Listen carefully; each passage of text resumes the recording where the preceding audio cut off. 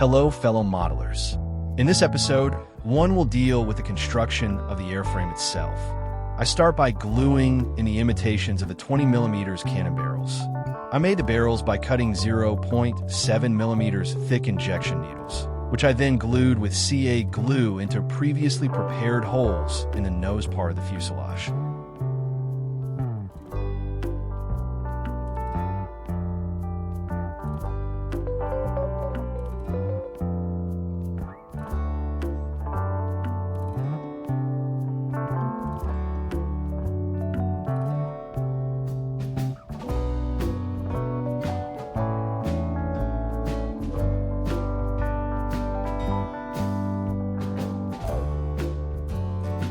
Now it's time to install the cockpit in the fuselage. In determining the position of the element, I am helped by previously glued-in levels made of plastic strips.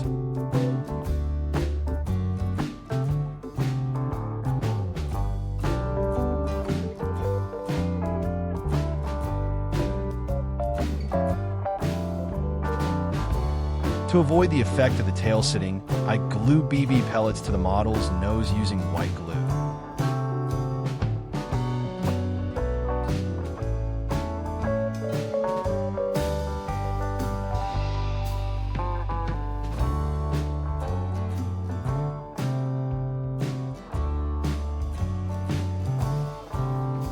It's time to join the fuselage halves. First, I apply Revell glue to the places where the locating pins are, as well as to the added strips. These strips are to help to position the fuselage halves relative to each other.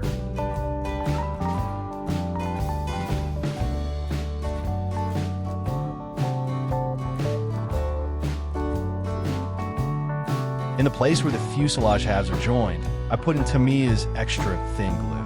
This glue penetrates the gap between the parts and dissolves the plastics.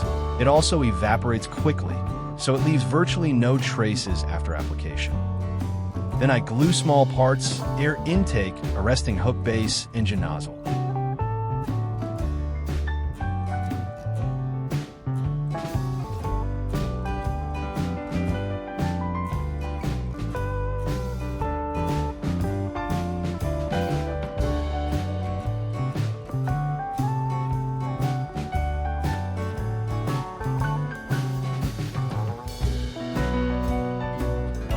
To glue flat parts with a larger contact surface, I use regular thick glue applied with a brush, then strengthen the connection with extra thin glue.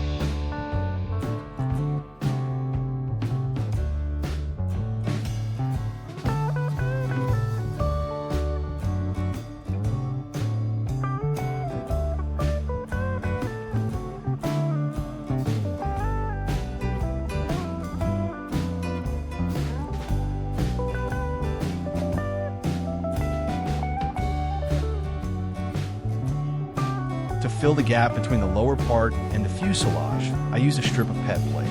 In the case of larger gaps, you can also use a frame stretched over the fire to the appropriate thickness. This gives a much better and faster result than filling it with putty. First of all, the putty shrinks, so the process of putting it on would take a few days. Secondly, it is difficult to cut lines in putty because it is a brittle material. In the case I used, we have the same material as the rest of the model.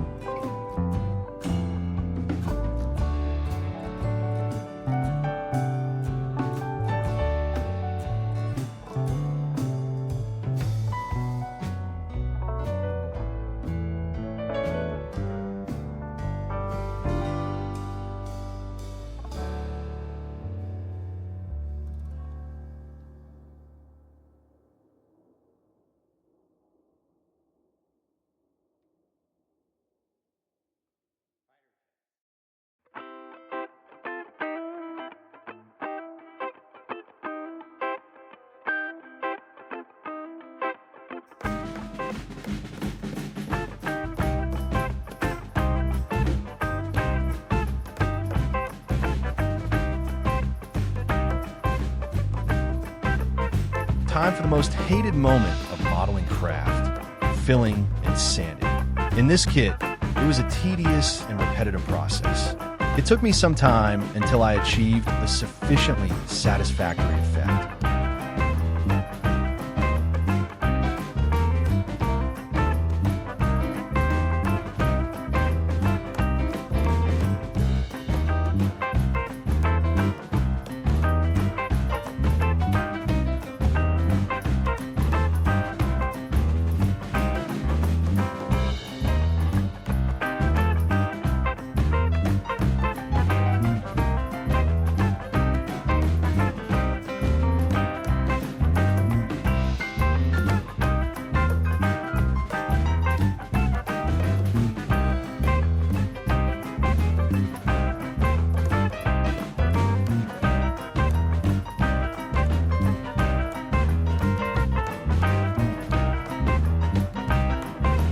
One of the characteristic elements of the Dash 4B Fury is the A-Array 25 antenna cover.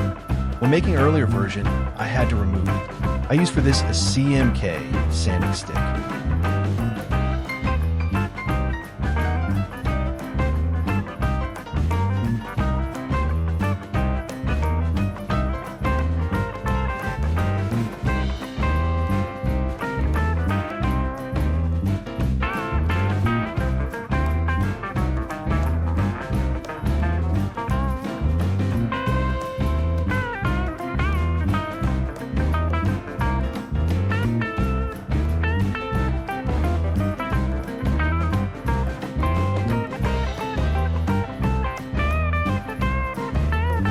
Using gray Tamiya putty, I filled the gaps in the fuselage halves joint.